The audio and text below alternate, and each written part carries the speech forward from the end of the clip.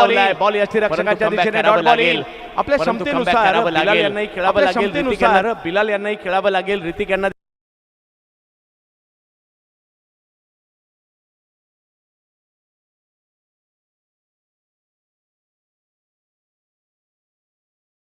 दोन्ही बाजूने जाणारा खेळ आहे आणि दोन्ही बाजूने जाणारा खेळ आहे आणि दोन बाजूला आपण डोक्यावर घेतो. आपल्याला आवडतो, आपण डोक्यावर घेतो या खेळाला.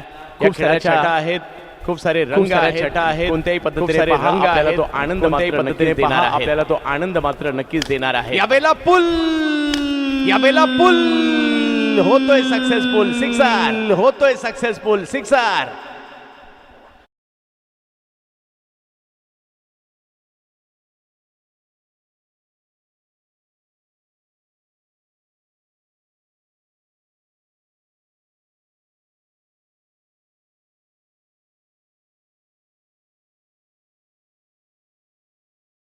पहिल्या ओव्हरमध्ये, कारण उमेश पाटील 11ने पहिल्या षटकात जबरदस्त कामगिरी केली होती. अक्षय थेटीचं षटक.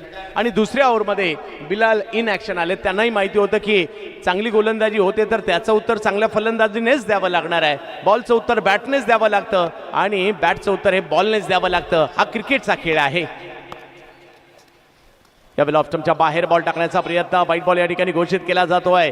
समीकरण जर पाहिलं तर या ठिकाणी आता पोझिशन बदलेल आणि धाव संख्या आणि पुढे जाते. एकदा अर्जित केला. सुरुवात तेवढी चांगली नव्हती झाली, परंतु केला नाही. बॅट बोलायला आणि म्हणूनच आपल्याला आवडतो. म्हणूनच आपण दोन या ठिकाणी पाहिलं करत असताना टीमचं कमबॅक त्यांनी केलंय. मैदान 16 धावा धावफलकावर आहे. दुसरी ओव्हर सुरू असताना यावेळेला फटका बसलाय. बॉल हवेत आहे. फिल्डर आले तिकडे. आणखीन एक मोठा फटका खेळण्याचा प्रयत्न, परंतु आता किरणने बॉलचा एअर स्ट्राईक यांना विकेट. आणि बिलालने हाई बॉल पाठवलाय सीमा रेषा पार. षटकार.